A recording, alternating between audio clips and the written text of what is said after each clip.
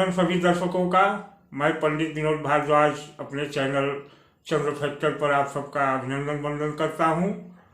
मित्रों, जैसा कि आप सभी जानते हैं कि 5 मार्च 2023 से शनि देव का उदय हो चुका है और तमाम राशियों के लिए शुभ और धन बरसाने वाले योग यूट्यूब पर बन रहे हैं। तो इसी क्रम में मैंने इसके पहले अभी शनि के जागरण से लेकर 2 वीडियो प्रस्तुत किए जो साढ़े साथी के प्रभावों को लेकर थे। नक्षत्र वाइज किन राशियों पर क्या प्रभाव पड़ना था मैंने बताया। अब जो शनि की एक दशा होती है गोचर की, जिससे ढैया का योग बनता है, जिसे ढैया कहते हैं, तो इस ढैया पर प्रस्तुत मेरा यह वीडियो है कि ढैया किस राशि को लग रही है और किस तरह से प्रभाव देगी, किस तरह से फल देगी। ढैया 2.5 साल के लिए होती है, साढ़े 7 साल की होती है, आप जानते हैं। तो यह 2.5 साल की ढैया जो बन रही है, अभी 17 जनवरी से पहले जब शनि मकर राशि में थे तो तुला और मिथुन राशि पर ढैया थी, अब कर्क और वृश्चिक राशि पर ढैया है। तो नक्षत्र वाइज शनि का गोचर जब होगा, अभी धनिष्ठा में है, अगले नक्षत्र शतभिषा में जाएंगे, तो क्या नक्षत्र वाइज परिणाम मिलेगा को वृश्चिक राशि के जातकों को और कर्क राशि के जातकों को, इसी विषय पर मेरा यह वीडियो है। और वीडियो शुरू करूँ इससे पहले निवेदन है कि मेरे चैनल को सब्सक्राइब कर दें, वह वीडियो को लाइक और शेयर कर दें। तो मित्रों, जैसा कि आप लोग जानते हैं कि शनि का जागरण काल हो गया है 5 मार्च से। अब 5 मार्च से शनि जागृत हो गए हैं कहाँ? तो बैठे हैं यहाँ कुंभ राशि में। यह कुंभ राशि है, कुंभ राशि के धनिष्ठा नक्षत्र के 4थे चरण में। धनिष्ठा नक्षत्र मंगल का नक्षत्र होता है, जिसके प्रथम 2 चरण मकर राशि के अंतिम भाग में आते हैं और अंतिम 2 चरण कुंभ की प्रारंभ में आते हैं। अब इस स्थिति में मैंने साढ़े साथी कई चर्चा कर ली थी। अब बात करते हैं कि ढैया कहाँ बन रही है और क्या परिणाम देगी। तो 2 राशियों पर ढैया बन रही है, क्योंकि ढैया बनती है जब किसी राशि से शनि 4थे और 8वें बैठते हैं। तो यह गोचर कुंभ राशि का कर्क राशि में शनि का जो गोचर है वह 8वें भाव में, यानी यहाँ कुंभ राशि पड़ रही है 8वें भाव में हो रहा है, और वहीं वृश्चिक राशि में 4थे भाव में पड़ रहा है। अब ढैया क्या होती है? तो जो शनि का साढ़े साथी का प्रभाव है, लगभग वही ढैया का भी प्रभाव होता है। फर्क यह होता है कि ढैया 2.5 साल की होती है और साढ़े साथी 7.5 साल की होती है। होती क्यों है? तो जैसा मैं पहले भी बता चुका हूँ कि शनि जो ग्रह होते हैं या कोई भी ग्रह होता है, जो उसका आकार होता है उस आकार से काफ़ी बड़ा उसका आभा मंडल होता है। तो यह ग्रह जिस भी राशि में गोचर करता है, लेकिन उसका यह आभा मंडल या ऊर्जा क्षेत्र उसके आगे पीछे की राशियों पर भी प्रभाव डालता है। इस मामले में शनि सबसे ज़्यादा आगे पीछे प्रभाव डालते हैं, क्योंकि शनि है वायु तत्व। शनि है वायु तत्व, तो वायु तत्व का फैलाव ज़्यादा होता है, इसलिए शनि का यह आभा मंडल ज़्यादा बड़ा होता है। अतः शनि मान लीजिए इस राशि में बैठे हैं, कुंभ में बैठे हैं, तो उनका मकर पर भी प्रभाव रहेगा और मीन पर भी प्रभाव रहेगा। यह उनका आभा मंडल होता है। मुख्य प्रभाव तो कुंभ पर रहेगा, लेकिन मीन पर भी रहेगा और मकर पर भी रहेगा, और इसी को कहते हैं चढ़ती उतरती और मध्य साढ़े साथी। अब चूंकि 10वें भाव से 11वें भाव की तरफ, 10वीं राशि से 11वीं राशि की तरफ जा रहे हैं, तो मकर पर उतरती हो गई, इसलिए कि अभी वह शनि के आभा मंडल में है। और कुंभ पर मुख्य प्रभाव पड़ा क्योंकि वह यहाँ मुख्य रूप से हैं, और मीन पर भी उनका प्रभाव पड़ा, इसलिए कि उनका जो आभा मंडल है वह मीन राशि में भी प्रवेश कर रहा है।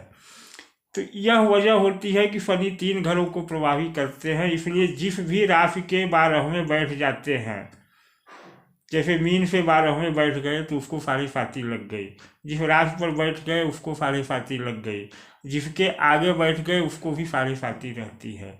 वही क्रम ढैया में भी है। ढैया 2.5 साल के लिए होती है, चूँकि आगे क्रॉस कर जाते हैं। तो देखिए, जब कर्क राशि में 8वें भाव में बैठे हैं तो ढैया क्या प्रभाव देगी।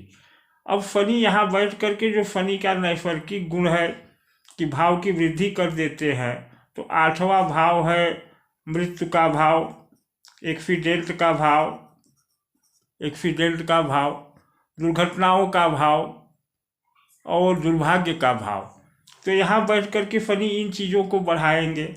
अब बढ़ाएंगे, फिर यहाँ से उनकी दृष्टि पड़ेगी कहाँ, तो तीसरी दृष्टि 1, 2, 3 कर्म भाव पर, 7वीं दृष्टि धन भाव पर, और 8वीं, 9वीं, 10वीं दृष्टि पड़ेगी संतान भाव पर, ज्ञान भाव पर। तो हर जगह जहाँ वो दृष्टि डालेंगे विध्वंस करेंगे। लेकिन हम देखें कि ये ग्रह वाइज क्या परिणाम देंगे। तो कर्क राशि के लिए देखते हैं। तो कर्क राशि के अंतर्गत 3 नक्षत्र आते हैं। सभी राशियों में 2.25 नक्षत्र आते हैं, 2 नक्षत्र पूर्व से, और कुल मिलाकर 9 चरण बनते हैं।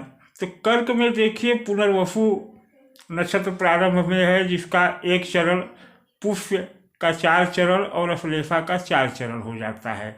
अश्लेषा बुध का नक्षत्र है, यहाँ से गंडमूल भी प्रारंभ होता है। मतलब इस नक्षत्र में जन्मे लोग गंडमूल के भी शिकार होते हैं। तो मान लीजिए कर्क राशि के जिस व्यक्ति का चंद्रमा पुनर्वसु नक्षत्र में रहा, जिस व्यक्ति का चंद्रमा पुनर्वसु में रहा है कुंडली में, तो गुरु के सानिध्य में चंद्रमा है, तो चंद्रमा थोड़ा सा बलशाली है, लेकिन अंश बल में यहाँ कमजोर रहेगा। ध्यान दीजिए, चूंकि पहला ही नक्षत्र है, फिर भी अंश बल में कमजोर चंद्रमा गुरु के नक्षत्र में है, तो उसके अंदर एक सौम्यता, एक डिग्निटी, एक जो है शांति रहेगी। तो जब शनि ढैया लगाएंगे तो प्रभाव क्या पड़ेगा। तो अभी बैठे हैं शनि धनिष्ठा यानी मंगल की नक्षत्र में, तो मंगल की नक्षत्र में जब बैठ करके ढैया लगाएंगे तो शनि का जो प्रभाव होगा उसमें मंगल का भी प्रभाव हो जाएगा। अब मंगल का प्रभाव लेकर के ढैया लगाएंगे गुरु के नक्षत्र में बैठे चंद्रमा पर, तो मंगल और गुरु कहीं न कहीं एक अच्छा योग बनता है। तो मंगल और गुरु के इस योग में शनि की ढैया थोड़ा सा कम कष्टदायी होगी, प्रारंभिक काल रहेगा। लेकिन जैसे ही कर्क राशि में अब शनि अपनी जो कुंभ राशि में गोचर कर रहे हैं, इस धनिष्ठा को पार करके शतभिषा में आ जाएंगे। तो यह शतभिषा राहु का नक्षत्र है। ध्यान दीजिए, शतभिषा राहु का नक्षत्र है, और इस नक्षत्र में बैठे शनि राहु का गुण ले लेंगे, और राहु का गुण है भ्रम, राहु का गुण है भय, राहु का गुण है आतंक, राहु का गुण है कार्यों को बिगाड़ना। तो अब शनि उस गुण से युक्त हो जाएंगे। अब मान लीजिए कि शनि इस गुण से युक्त है और कर्क राशि में किसी का चंद्रमा पुष्य नक्षत्र में बैठा है, यह पुष्य शनि का नक्षत्र है, तो यह शनि का अर्थ ही होता है अंधकार। शनि का मतलब अंधकार। तो अब अंधकार में चंद्रमा पहले से भी बैठा है, और ढैया के दौरान शनि राहु से प्रेरित हो गए, तो राहु और शनि दोनों का गुण आ गया, तो यह चंद्रमा एकदम मलिन हो जाएगा। पुष्य नक्षत्र में बैठा चंद्रमा कर्क राशि का, और यह बहुत नुकसान करने लगेगा। नुकसान करेगा कैसे? अनावश्यक जल्दबाजी कराएगा, अनावश्यक चीज़ों को विलंब भी करेगा। आपके मन में जल्दी होगी और चीज़ें बहुत विलंब से होंगी, तो कहीं ना कहीं आप हाइपर टेंशन के शिकार होंगे, और हाइपर टेंशन के शिकार होंगे तो गलत निर्णय लेंगे। तो जिनका पुष्य नक्षत्र में चंद्रमा होगा उनको इस तरह से परिणाम मिलेगा। अब आ जाइए अश्लेषा में। जिनका चंद्रमा अश्लेषा में होगा कर्क राशि वालों को, उनको क्या प्रभाव पड़ेगा। मान लीजिए कि शनि अभी जब रहेंगे शतभिषा में ही, तो अश्लेषा बुध का नक्षत्र है, और बुध की राशि जो होती है उसे राहु तो अपनी राशि समझते हैं, लेकिन बुध एक ऐसे ग्रह है जो किसी के शत्रु नहीं, किसी के मित्र नहीं। तो राहु यहाँ भी भ्रम तो देंगे, क्योंकि राहु के नक्षत्र में शनि होगा तो भ्रम देंगे, लेकिन यहाँ जो इस नक्षत्र में होगा अश्लेषा में, उसे भ्रम इस प्रकार देंगे कि उसे हर चीज़ लगेगा कि सब कुछ उसके ही बस का है, वह ही सब कुछ कर सकता है और दूसरे कुछ नहीं कर सकते, और इस तरह वह आवश्यकता से अधिक जिम्मेदारियां ले लेगा, और जब आवश्यकता से अधिक जिम्मेदारियां ले लेगा तो निश्चित है कि नुकसान होगा, या तो इस तरह से होगा। अब मान लीजिए कि जिनका शनि मतलब दिशा से निकल करके जब पूर्वा भाद्रपद में चले जाएंगे, तो पूर्वा भाद्रपद के स्वामी हैं कौन से, तो ये हम देख लेते हैं क्योंकि थोड़ा सा दिमाग से निकल रहा है। तो पूर्वा भाद्रपद के स्वामी हैं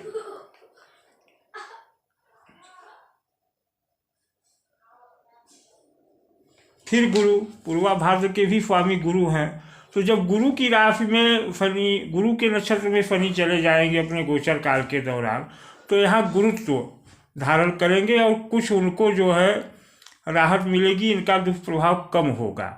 लेकिन यह अंतिम 2.5 साल में अंतिम समय होगा जब गुरु के नक्षत्र में जाएंगे। तो जब गुरु के नक्षत्र में जाएंगे तो कर्क राशि वालों को मुक्ति कुछ मिलेगी, कुछ राहत मिलेगी, क्योंकि कर्क राशि में गुरु उच्च के होते हैं।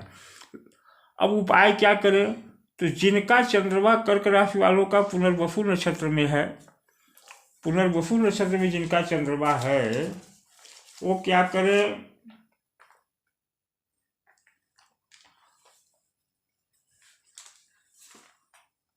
जी जिनका चंद्रमा पुनर्वसु नक्षत्र में है वे स्वर्ण संबंधी वस्तुओं का प्रयोग करें।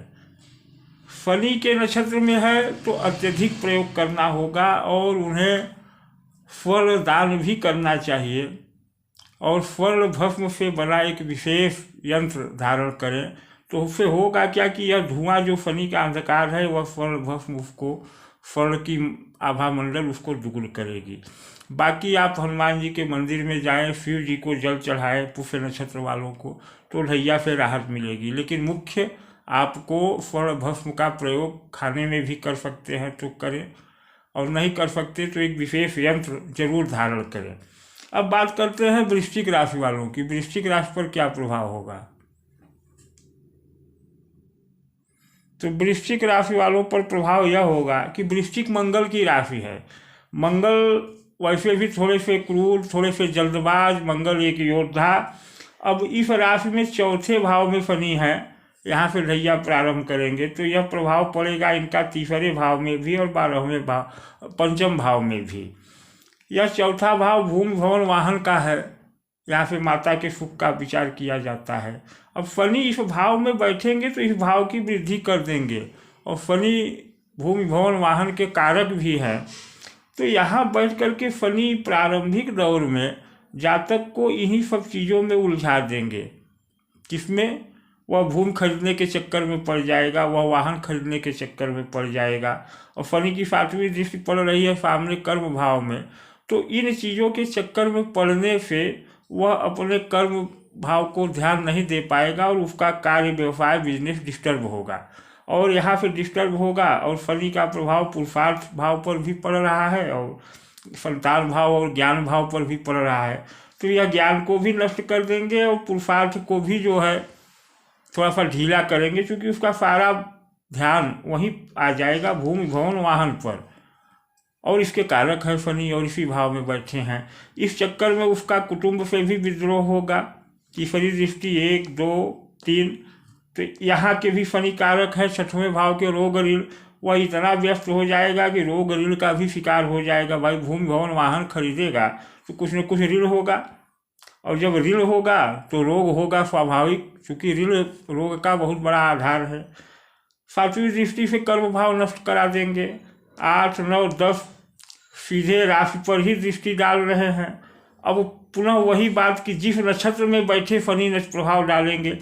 मंगल की धनिष्ठा नक्षत्र में अभी हैं तो मंगल की राशि पर प्रभाव डालेंगे। मंगल वैसे भी जल्दबाज और शनि भी उसको जल्दबाजी दे देंगे, भ्रम जल्दबाजी। तो वृश्चिक राशि वालों को ये प्रारंभिक 1-1.5 महीने जो अभी बचे हैं, 2 महीने, इसमें सावधान रहने की ज़रूरत है। वह शनि के बहकावे में न आए, जल्दबाजी किसी चीज़ में न करे, अभी भूमि भवन वाहन के चक्कर में न पड़े, धोखा यहीं से मिलेगा। उसके बाद जब सतभिषा में चले जाएंगे तो वृश्चिक राशि पर क्या प्रभाव पड़ेगा। तो सतभिषा राहु का नक्षत्र, और राहु के लिए मंगल एक वाल्व का काम करते हैं। अगर मंगल अच्छा है तो राहु अच्छा परिणाम देंगे, मंगल खराब है तो राहु खराब परिणाम देंगे। तो अब आपको देखना है कि वृश्चिक राशि में मंगल की क्या स्थिति है, जो राशि है। अगर राशि मजबूत है तो सतभिषा में जब राहु शनि आएंगे तो बहुत ठीक ठाक परिणाम मिलेगा। लेकिन यदि मंगल खराब है तो परिणाम बहुत विपरीत हो जाएगा। हालांकि ढैया का प्रभाव तो मंगल कितने भी अच्छे रहेगा, शनि इन भावों को डिस्टर्ब करेंगे। फिर सतभिषा के बाद पूर्वा भाद्र में आ जाएंगे तो गुरु के नक्षत्र में आ जाएंगे शनि, और गुरु मंगल एक अच्छे मित्र भी हैं, अच्छे योग कारक हैं। तो फिर यहाँ गुरु मंगल की स्थिति देखनी होगी, चंद्रमा की स्थिति देखनी होगी। तो ओवरऑल यह कि इस तरफ से जब नक्षत्रों में जाएंगे और आपकी राशि में चंद्रमा किस नक्षत्र में बैठा है यह मायने रखेगा। जैसे वृश्चिक राशि में विशाखा, अनुराधा, ज्येष्ठा 3 नक्षत्र आते हैं। विशाखा गुरु का नक्षत्र है, चंद्रमा गुरु के नक्षत्र में बैठा है तो अंश बल में कमज़ोर होगा क्योंकि प्रारंभिक है। अनुराधा शनि का नक्षत्र है, यहाँ रहेगा तो अंश बल में तो मजबूत होगा, लेकिन अंश बल में भले मजबूत हो लेकिन बैठा है शनि के नक्षत्र में, और शनि है अंधकार, तो चंद्रमा कहीं न कहीं अंधकार से ग्रस्त होगा। तो आपके मन में एक दुविधा, एक आशंका हमेशा रहती होगी जिनके भी अनुराधा नक्षत्र में चंद्रमा बैठे हैं। अब आती है ज्येष्ठा, फिर यह बुध का नक्षत्र हो गया। जिनके बुध के नक्षत्र में बैठे होंगे चंद्रमा तो यहाँ भी मूल बन जाता है। अगर मूल शांति नहीं हुई है तो बुरा परिणाम देगा, लेकिन अगर मूल शांति हुई है तो बुध को देखना होगा क्योंकि इसके स्वामी बुध हैं। तो बुध किस स्थिति में है और इस नक्षत्र में चंद्रमा किस चरण में है। पहले दूसरे चरण तक तो कुछ ठीक है, लेकिन तीसरा चौथा चरण में चंद्रमा एकदम वृद्ध और मृत हो जाएंगे, तब भी दुष्परिणाम मिलेगा। तो यही कारण है कि शनि कहीं भी हो, नक्षत्र कोई भी हो, लेकिन उनका कुछ न कुछ परिणाम दुष्प्रभाव तो मिल ही जाता है, क्योंकि ऐसी परिस्थितियां बन जाती हैं। इस राशि में भी शनि की राशि, इस राशि में वृश्चिक में भी शनि का नक्षत्र और कर्क में भी शनि का नक्षत्र, और दोनों मध्य में जहाँ चंद्रमा को बल मिल रहा है वहीं शनि का नक्षत्र। तो अंश बल में तो चंद्रमा मजबूत हो गए यहाँ या यहाँ बैठकर, लेकिन शनि के प्रभाव में आ जाएंगे, और शनि के प्रभाव में आए हुए चंद्रमा पर जब शनि ढैया लगाएंगे तो क्या हाल होगा आप समझ सकते हैं। उपाय एक ही है, आप हनुमान जी की भक्ति करें, मंगलवार को व्रत रहें, मंगल को मजबूत करें, मंगल का दान करें। लेकिन सबसे बड़ा प्रभाव है कि आपको सूर्य को देखना होगा कि सूर्य कहाँ है, क्योंकि सूर्य है प्रकाश। अगर शनि अंधकार है तो सूर्य है प्रकाश, तो सूर्य का प्रकाश आपको लेना होगा। तो एक सबसे बड़ा उपाय यह है कि आप उस समय उठें जब सूर्य उदय होता हो, और उगते हुए सूर्य को जो लालिमा सिंदूरी होता है उसको 10 मिनट 15 मिनट जो समय मिले उसका दर्शन करें, उसी अवस्था में ध्यान लगाएं, तो शनि के दुष्प्रभावों से आप बचेंगे। अगर आप यह नहीं कर सकते या यह कर भी रहे हैं तो इसके बाद आपको क्या करना चाहिए कि आप स्वर्ण भस्म का प्रयोग करें। अगर संपन्न है तो खाने में प्रयोग करें, संपन्न नहीं है तो एक बार लेकर के हमारे संस्थान द्वारा जो स्वर्ण भस्म युक्त एक यंत्र बनाया जाता है चंद्रमा की रक्षा के लिए, क्योंकि चंद्रमा को चाहिए प्रकाश। चंद्रमा का अपना कोई प्रकाश नहीं होता, वह सूर्य के प्रकाश से प्रकाशित है, समझ रहे हैं। और जब शनि का अंधेरा चंद्रमा को घेर लिया तो सूर्य का प्रकाश पाने के लिए वह यंत्र जो नवग्रहों के स्थिति अनुसार कुंडली में स्वर्ण भस्म के प्रयोग से बनाया जाता है, जो आपके चंद्रमा को प्रकाश देगा। तो इस तरह से आपके लिए उपाय मुख्य यही है कि यंत्र धारण करें, और बाकी जो पीपल के वृक्ष की परिक्रमा करें, हनुमान जी का दर्शन करें, शिव जी को जल चढ़ाएं। लेकिन ये सारी प्रक्रियाएं तभी होगी जब मन में उजाला होगा, जब मन में प्रकाश होगा। अगर मन में अंधेरा है शनि के प्रभाव से तो यह कार्य करना आसान नहीं रह जाएगा। इसलिए इस कार्य को भी करने के लिए आपको यंत्र की आवश्यकता है। तो आज का वीडियो यहीं पर समाप्त करता हूँ। आशा है आप लोग समझ गए होंगे, और अगर वीडियो अच्छा लगा हो तो लाइक कर दें, शेयर कर दें, सब्सक्राइब कर दें। नमस्कार, धन्यवाद।